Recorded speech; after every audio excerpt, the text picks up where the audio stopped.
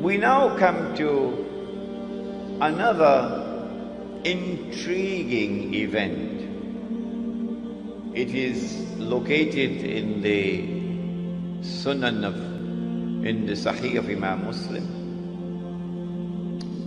A companion of the Prophet alayhi salatu wasalam,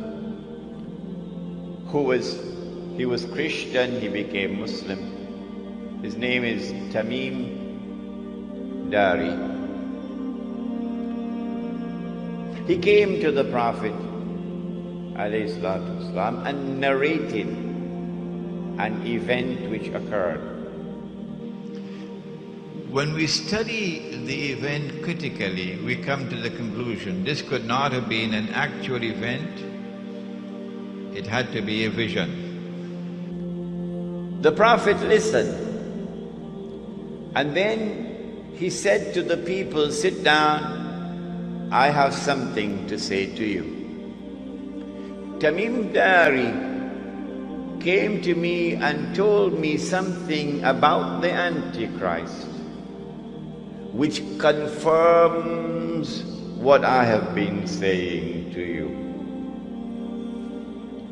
And now we get the story from the blessed lips of the Messenger of Allah.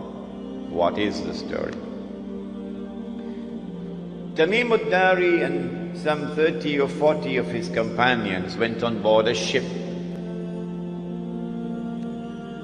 And then the storms came and blew the ship for a whole month before they arrived at an island. And when they got on shore, they got off the ship and they went on shore, they were confronted by a very hairy creature. Plenty hair, so much hair you could hardly tell which side is head and which side is tail. And then this creature spoke and said, "I am Jassasa." Jassasa, spy. Surah Al-Hujurat, وَلَا تَجَسَّسُوا, do not spy. So this is an island with a lot of people who excel in spying. And then Jassasa pointed to a monastery. There's someone waiting to see you there. And said, "There's someone waiting to see you," pointing to a monastery which is lying in ruins. So they rushed to the monastery. And there they found this young man, powerfully built, with curly hair,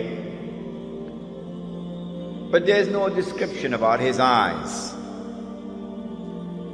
His hands were chained to his neck, his feet were chained. And this man began to question Tamim ad-Dari and his companions. A number of very interesting questions.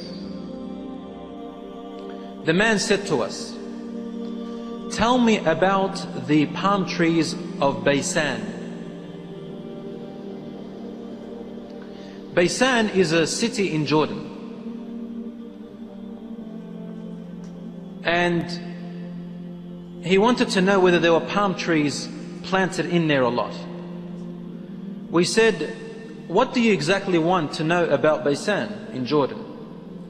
He said, "I ask you, are there more palm trees and have they be filled with dates or not yet?" They said, "Yes, it is full of palm trees and full of dates, more than many other places in what we know." He said, "Soon its palm trees and dates will become scarce, will no longer give fruits." Today, really, in Jordan, dates are scarce now. It used to be in history abundance. He said, "Now explain to me about Buhayra al-Tabariya." They said, "What do you want to know about it?" He asked, "Is there any water left in the Sea of Galilee?" He said, "Does it have water in it?" They said, "Yes, there is lots of water." He said, "Soon its water is going to go away. It's not going to exist anymore." And truly today, the water has gone drier than before. And then he said, I am Dajjal. I am the Antichrist.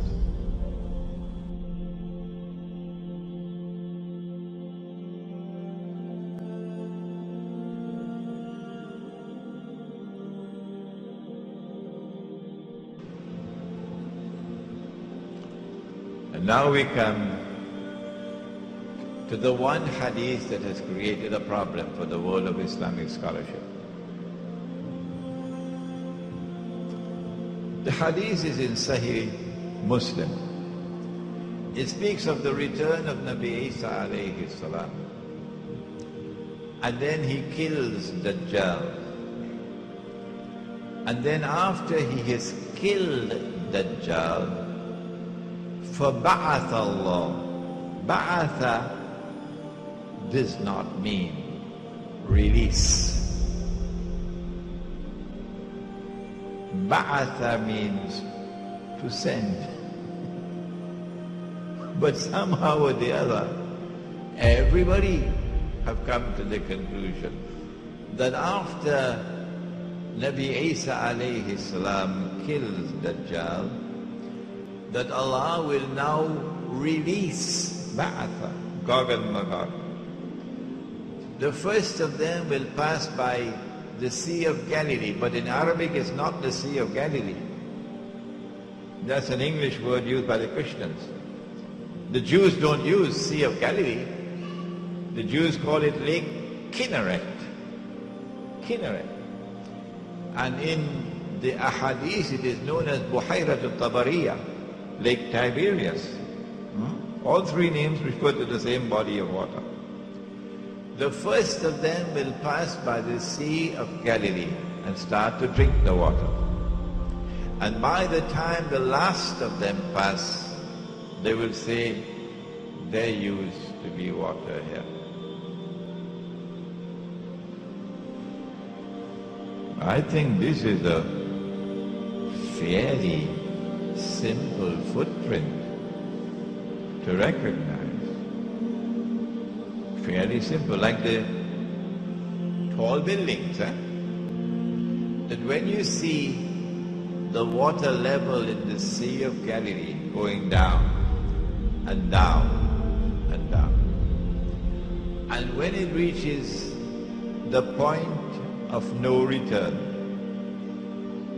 that it has crossed the level now, that the Sea of Galilee could ever be revived.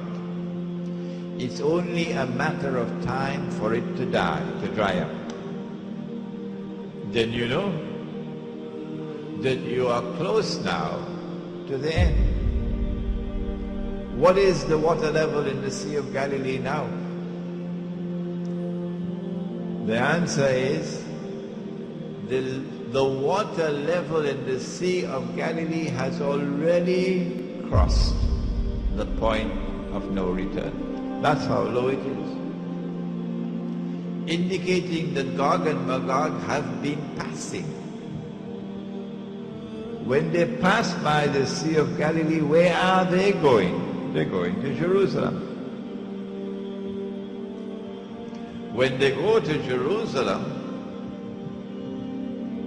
what are you doing with the water? You drank all that water? Huh? We're dealing here with religious symbolism. It's not the actual drinking of the water. Rather, it is the consumption of water. Israel said, we're going to make the deserts green. Those Arabs couldn't do that. They are dum-dums, the Arabs. And we have the scientific and technological know-how. We can change the desert and make it green.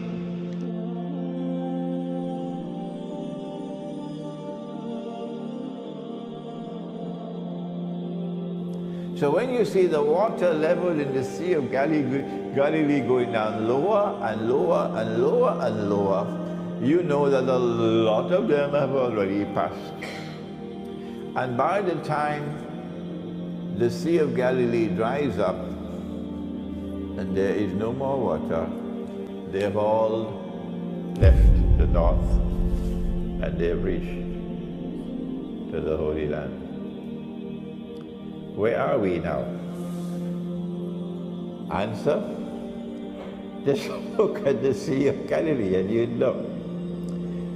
A little island just appeared in the Sea of Galilee maybe last week or 2 weeks ago, which was not there before. The Sea of Galilee is going down.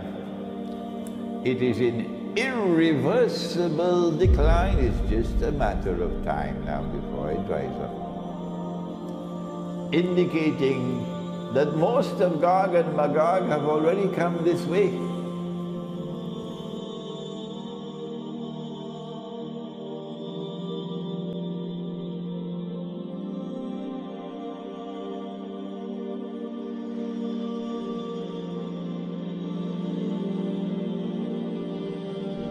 Thousands of years ago, Moses had to strike a rock to get water in the desert. Well, today Israelis are taking a slightly different approach, using technology and creativity. In Israel, the main sources of drinking water are the Sea of Galilee and 2 underground aquifers. In 1953, Israel started building the national water carrier, a system of pipelines, canals, and reservoirs that carry water from the Sea of Galilee to the rest of Israel. For centuries, the Sea of Galilee has inspired believers the world over.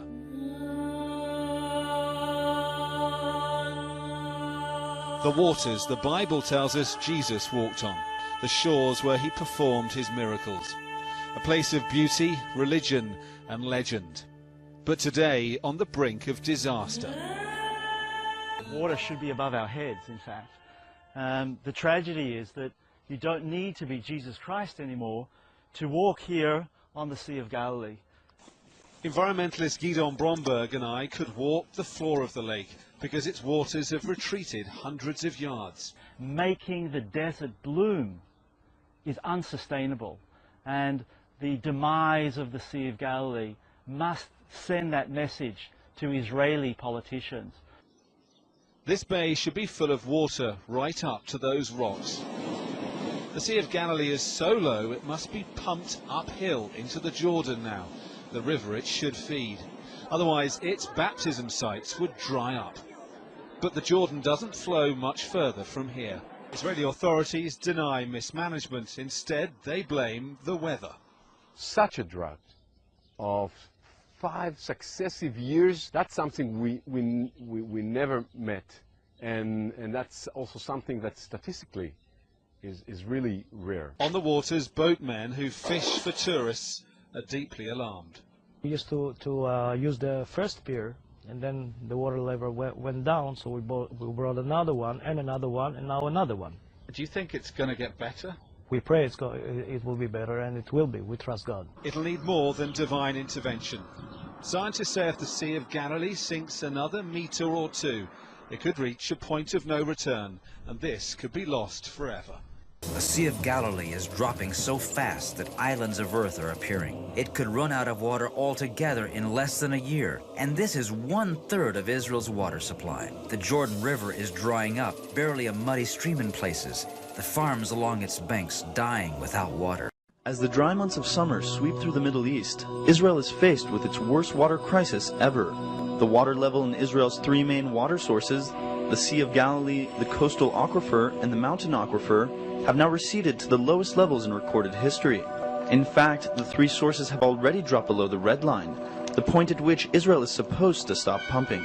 Faced with increased consumption due to population growth, land development, and water commitments to Jordan and the Palestinians, Israel has no choice but to continue pumping from its water sources. Yet if Israel continues, water levels will soon drop under the black line, the point of no return, where continued pumping will cause severe, irreversible damage to Israel's water sources. Israel lies in the arid Middle East region. Population growth and dry winters have led to dangerous decline in the country's two main water sources. Lake Kinneret in North Israel is shrinking, while the underground water reserves are overused and partially contaminated. The biblical River Jordan, a rare freshwater resource in the Middle East. It forms the border between Israel on the West Bank and Jordan. At this bend, about 6 miles from Jericho, it's believed John the Baptist baptized Jesus of Nazareth.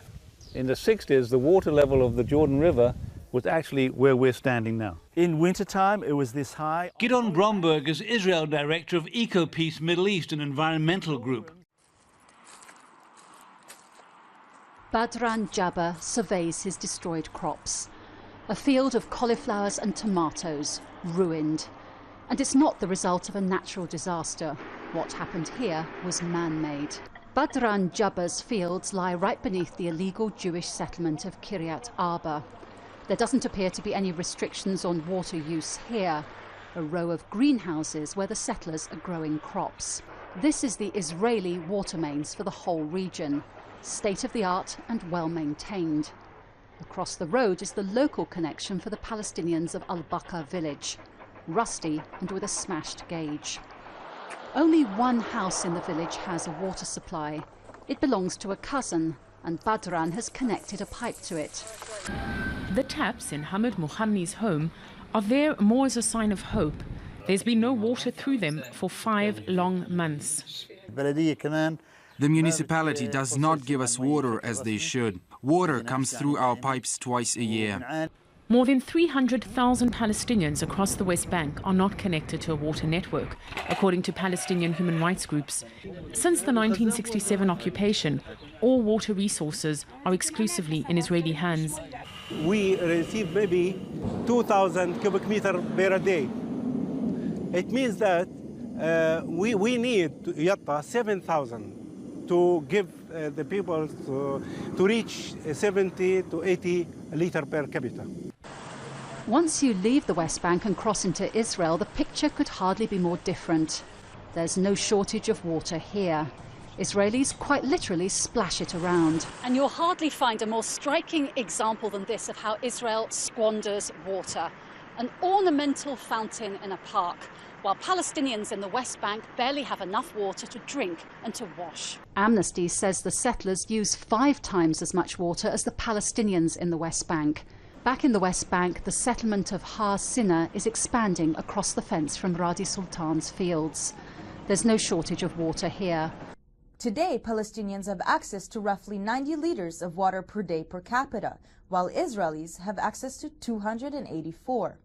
Palestinians say this disbalance results from the Israeli Water Corporation often cutting off their water supply and Israel denying them permits to dig wells. They say that Mekorot maintains a strict quota on their water usage while pumping unlimited amounts both for Israelis and for Jewish settlers in the West Bank.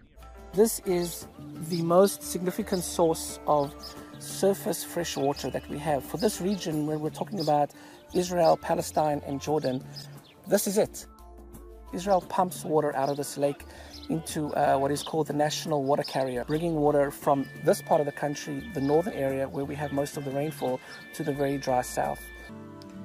Munther, a water engineer, talked to us in Wadi Fukin, a Palestinian village surrounded by Israeli settlements. Water to us Palestinians, it's pumped by Israel, by the government of Israel. And the government of Israel is giving us less than 1/5 of what he's giving to his population. Cut off from the Sea of Galilee and the Jordan River, the Palestinians' only freshwater sources are groundwater and what they buy from Israel. Israelis use 3 to 4 times as much water as Palestinians, while Americans use 8 times as much. Across the border in Jordan, people share the same watershed and the same scarcity. This place was in this, what we see in this picture. This is the situation of this place in 70s and 60s and 50s and the last century. It's disaster. A leading rights group claims Israel is depriving Palestinians of their fair share of the region's scarce water supplies, while settlers and other Israeli citizens splash it around.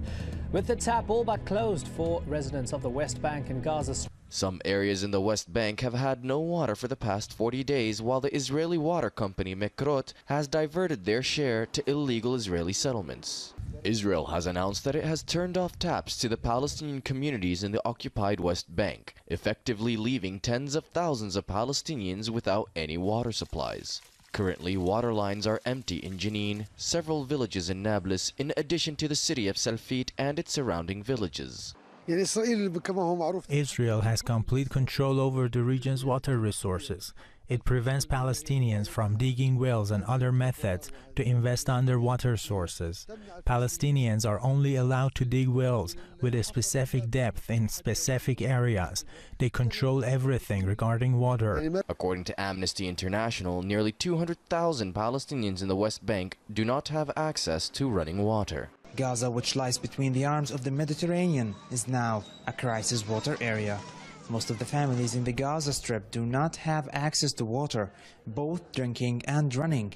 However, the people would now dig in the ground for any water if it works for them. We have nothing. We are sitting in the school. We have no water, no food. There are a lot of casualties in the school. We even don't shower. Now, Israel's national water company has cut off supplies to tens of thousands of Palestinians living in the occupied West Bank. Mekrot has decided to close the valves which supply major areas of the northern West Bank. The city of Salfit and surrounding villages, including Jenin, have been affected.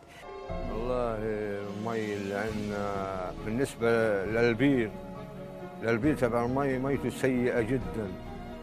ميته عاقله لا حتى الحيوان لا يقبل انه يشرب.